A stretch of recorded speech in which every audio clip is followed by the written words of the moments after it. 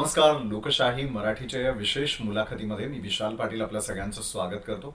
या क्षणी आपण आलेलो आहोत जळगाव शहरामध्ये आणि लोकसभेच्या खासदार स्मिताताई वाघ यांच्या निवासस्थानी आपण यावेळेला आलेलो आहोत. आणि काय असतील पुढचे प्रकल्प, इथल्या आव्हानांना सामोरं जात असताना जळगावकरांच्या अपेक्षा पूर्तीसाठी त्यांनी नेमकं काय काय धोरण स्वीकारलं याविषयी आपण त्यांच्याशी अधिक चर्चा करणार आहोत. स्मिताताई, खूप खूप स्वागत आपलं लोकशाही मराठीच्या या विशेष मुलाखतीत. नमस्कार. बरं, जो काळ होता निवडणुकीसंदर्भातला, अनेक संघर्षांचा सामना करत मिळालेला विजय आणि विजयानंतर मग आपण लोकप्रतिनिधी आहात म्हटल्यानंतर जळगावकरांसाठी, तुमच्या लोकसभा मतदारसंघातील प्रत्येक मतदाराच्या हितासाठी कुठली आव्हानं आहेत, त्या आव्हानांना कसं सामोरं जाणार? म्हणजे जळगाव लोकसभा मतदारसंघ जो आहे त्याच्या विकासाच्या दृष्टिकोनातून जर बोललो तर इथं आपल्याकडं रेल्वेची कनेक्टिव्हिटी खूप चांगल्या पद्धतीची आहे. नॅशनल हायवे ह्या भागात जवळपास सगळे कामं ह्या ठिकाणी झालेली आहेत. पण महत्त्वाचा मुद्दा जो आहे आपल्या एअरपोर्ट सुरू झालेला आहे. आज मला खरं म्हणजे अभिमानाने सांगितलं पाहिजे की पुणे असेल, मुंबई असेल, गोवा असेल, हैदराबाद असेल, आता अहमदाबाद सगळे ह्या ठिकाणी सुरू होतं आहे. आणि ही सेवा ग्राहकांसाठी अतिशय महत्त्वाची आहे. तेव्हा आता एअरपोर्टची पण कनेक्टिव्हिटी खूप चांगल्या पद्धतीने या ठिकाणी सुरू झालेली आहे. पण ती एक्सपांड करण्याच्या माध्यमातून काही अडचणी या ठिकाणी आहेत. तर येणाऱ्या काळात आत्ताच आमची परवाला ह्या संदर्भात मीटिंग पण झाली आहे. आपल्या राज्याचे जे सेंट्रलमध्ये मिनिस्टर आहे आपले मुरलीधर मोहोळजी आणि किंजरपू या दोघांशी माझं बोलणं झालेलं आहे. आणि त्यांना आम्हाला आश्वासित केलं आहे की आपल्या ज्या काही समस्या या संदर्भातल्या आहेत त्याचं ते निराकरण करून देतील. आणि परवाला आमची या संदर्भात मीटिंग पण झालेली आहे. तर मला असं वाटतं की हा प्रोजेक्ट जर मार्गी लागला तर आणखी एक चांगल्या पद्धतीची हवाई सेवा जर मिळाली तर मला असं वाटतं की एक शेतकऱ्यांच्या दृष्टीने असेल किंवा लोकांच्या दृष्टीने असेल एक चांगली सेवा त्या ठिकाणी सुरू होऊ शकेल. हा खरं म्हणजे पहिला मुद्दा आहे. दुसरा मुद्दा ह्या ठिकाणी पाण्याचा आहे. गेले कित्येक वर्ष झाले की जे पाडसरे धरण आम्ही नेहमी म्हणतो की ज्याच्यावर 6 तालुके अवलंबून आहेत. आपण बघतो की पश्चिम महाराष्ट्र ठिकाणी खूप मोठा विकास झाला आहे आणि मात्र उत्तर महाराष्ट्रामध्ये आमचा हा जो काही भाग आहे माझ्या लोकसभा मतदारसंघातला, एरंडोल असेल, पारोळा असेल, अंमळनेर असेल, त्या साईडला तिकडं सिंदखेडा आहे. तर या 6-7 तालुक्यांची जर संजीवनी म्हटली तर तो पाडसरे प्रकल्प आहे. तापीवरचा सगळ्यात मोठा तो प्रोजेक्ट आहे. तर मला असं वाटतं की हा प्रोजेक्ट खूप मधल्या काळामध्ये मागं पडला. पण आता मला विश्वास आहे की सेंट्रल म्हणजे आपल्या स्टेटच्या ज्या काही मान्यता त्या सगळ्या पूर्ण झाल्या आहे. 4800 कोटीला सुप्रभा पण मिळालेली आहे, महाराष्ट्र शासनाने ती दिलेली पण आहे. पण आता हा प्रोजेक्ट आम्ही सेंट्रल गव्हर्नमेंटला हँडओव्हर केलेला आहे आणि त्याही ठिकाणी त्याच्या सगळ्या मान्यता आता जवळपास पूर्ण झालेलं आहे आणि फायनान्सकडे तो प्रोजेक्ट आता जाईल. म्हणजे पाण्याच्या दृष्टिकोनातून एक चांगलं पाऊल जळगाव लोकसभेचा एक महत्त्वाचा विषय आम्ही मार्गी लावतो आहोत आणि तो फायनान्स स्टेटला मला विश्वास आहे की सरकारच्या माध्यमातून पूर्ण होईल. कारण एखादा उद्योग यायचा असेल तर त्या ठिकाणी सगळ्यात महत्त्वाचा विषय म्हणजे पाणी हवं, वीज हवी आणि दळणवळणाची साधनं हवी. दळणवळणाची साधनं आमच्याकडे आहेत, आमच्याकडे वीज आहे, पण आमच्याकडे पाणी नाही. म्हणून आमचे बरेच उद्योग आमच्याकडे येत नाहीत. आणि MIDC आमची तर D झोनमध्ये आहे. तर त्या माध्यमातून आत्ता जर विचार केला आपण तर पाचोऱ्यात आमची नवीन MIDC मंजूर झाली आहे, 40गावमध्ये झालेली आहे, जळगावचं एक्सपांड झालेलं आहे, इकडे जामनेरला झाली, चोपडा झाली. तर आम्ही त्याही दृष्टिकोनातून एक विचार करतो की आमची मुलं इथं जन्माला येतात, त्यांची जन्मभूमी होऊ शकते पण ती कर्मभूमी होऊ शकत नाही आणि नोकरी व्यवसायाच्या निमित्ताने त्यांना बाहेर जावं लागतं. जर हा फ्लो आम्हाला उत्तर महाराष्ट्रात जर थांबवायचा असेल तर मला असं वाटतं ह्या ठिकाणी आम्हाला एका मोठ्या उद्योगाची प्रतीक्षा आहे.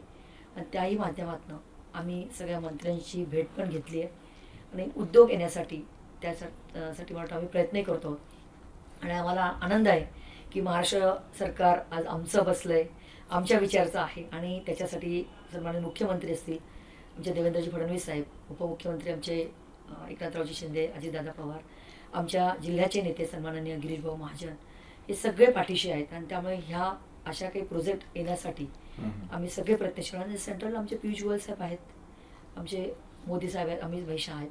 ह्यांनाही महाराष्ट्र माहिती आहे की महाराष्ट्रामध्ये कशा पद्धतीचा महाराष्ट्राचा विकास आहे. तर तेही या माध्यमातून नक्कीच प्रयत्न करतील. जर मोठा प्रोजेक्ट आले तर मला असं वाटतं की ह्या ठिकाणच्या मुलांचे प्रश्न, नोकरीचे प्रश्न भेटू शकतील.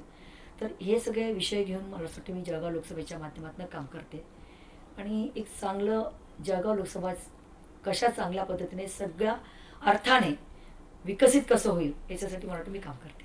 बरोबर आहे. मग स्मिताताई, पुढचा प्रश्न आता जो तुम्ही देखील उपस्थित केला, एक की लोकसभा ज्यावेळेला निवडणुका झाल्या त्यानंतर घवघवीत यश मिळालं, त्या पाठोपाठ विधानसभा निवडणुका झाल्या. मंत्रिमंडळ विस्तारामध्ये आता जर सलग आपण उत्तर महाराष्ट्राचा हा सगळा पट्टा बघितला तर अनेकांना मंत्री पदं मिळालेली आहेत आणि महत्वाची खाती आहेत. कृषी खातं असेल, नंतर पाणी पुरवठा मंत्री असतील, सगळीच खाती ज्यावेळेला उत्तर महाराष्ट्राला मिळतात तर उत्तर महाराष्ट्रातल्या जनतेसाठी काहीतरी करून दाखवण्याची ही सुवर्ण संधी आहे का? या सुवर्ण संधीचं कितपत सोनं होताना दिसेल आणि मग उत्तर महाराष्ट्राचा विकास त्या अनुषंगानं गतिमान होईल का?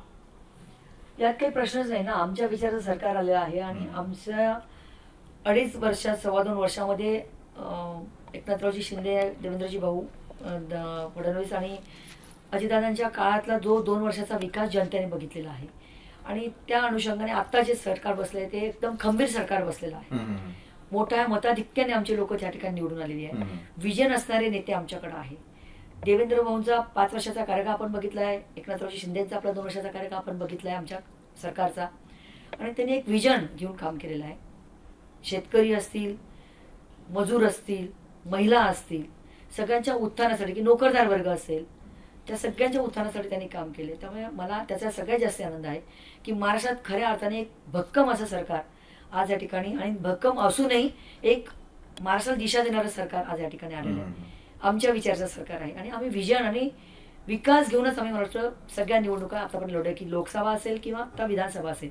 विकास ह्याच दृष्टिकोनात या निवडणुका आम्ही सामोरं गेलोय आणि मला असं वाटतं विकासाच्या दृष्टीकोने विजनरी असलेले नेते आमच्याकडे आहेत.